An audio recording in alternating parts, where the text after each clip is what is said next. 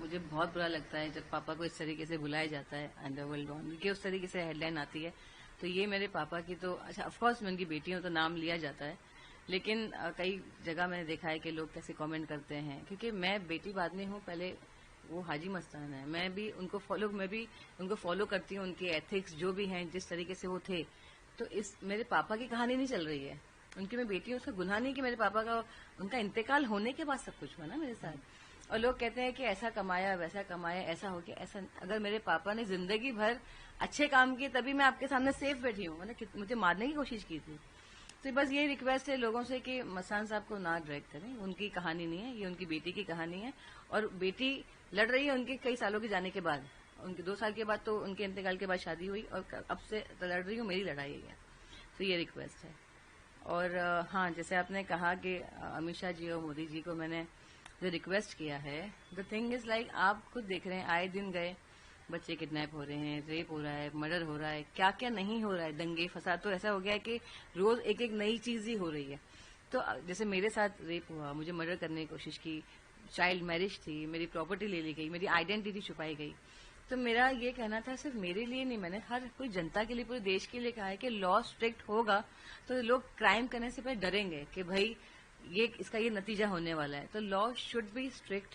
और हाँ, मुझे जैसे मैं सबके लिए बात कर रही हूँ, तो मेरा केस है तो ऑफकोर्स मैं अपने लिए कहना चाहूंगी। जैसे मैंने कहा कि फोर्सफुली मुझसे शादी की गई उस आदमी ने, जो 8 टाइम मैरिड था, मेरे से पहले 4 बार शादीशुदा था, मेरे बाद उसने 3 शादी और की।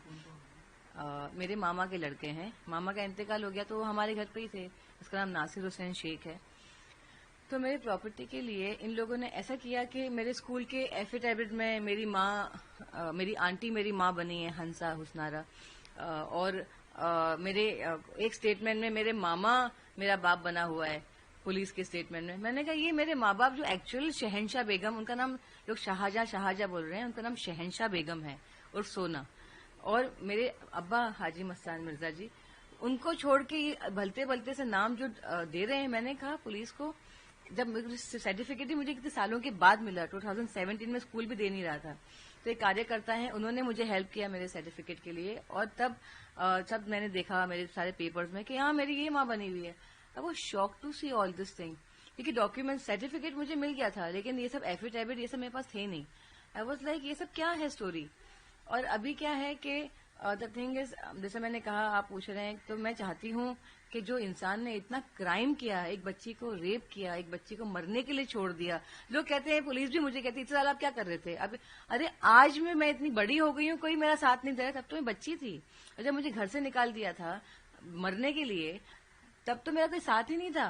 13 में मैंने जब केस डाला था, मेरी मम्मी को गायब कर दिया, दूरदर्शन में दिखाया गया उनकी फोटो कि सोना जी गायब है। आप यकीन मानिए, उनको मिलने के बाद मुझे ऐसा लगा कि ये जिंदा है कि मर चुकी है। सवाल ये आता है कि इतने दिनों के बाद आपने वीडियो डालना होता है, घटना कब की है और अभी क्या था? मैं 1996 की घटना है, 94 में इंतकाल हो गया था अब्बा का। तो घटना ये कि उसने प्रॉपर्टी के लिए try to rape me, then उसने फोर्सफुली शादी की, मम्मी को कह करके already we had sexual relationship. The thing is like कि आप उस वक्त देखो, औरतें, आपको पता है, अकेली औरत थी, पूरा खानदान उनके सर पे चढ़ा हुआ है, क्या हो गया, ये क्या हो गया। मैं भाग गई। जब मुझे तो 1996 में 2 साल के बाद पता चला कि मेरे अब्बा का इंतकाल हो गया। जब मैंने कहा मैं बाबा के चले जाऊंगी, तो मैं aunty said he passed away in very wrong way.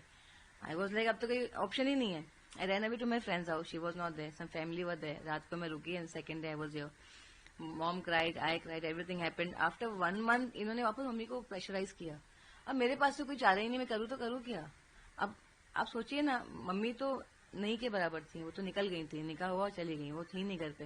But आप सोचो, आप रेप कर रहे हो एक बच्ची को, मम्मी के दिमाग में ये कि ऑलरेडी है एवरीथिंग, लेकिन आप मुझे वो जो चीखें हैं, वो मुझे जो दर्द है, वो मैं कैसे भूलूं। और वो आदमी, और ऐसा नहीं, आप जैसे आपने पूछा इतने साल, मैं 12 साल की उम्र से भाग रही हूँ।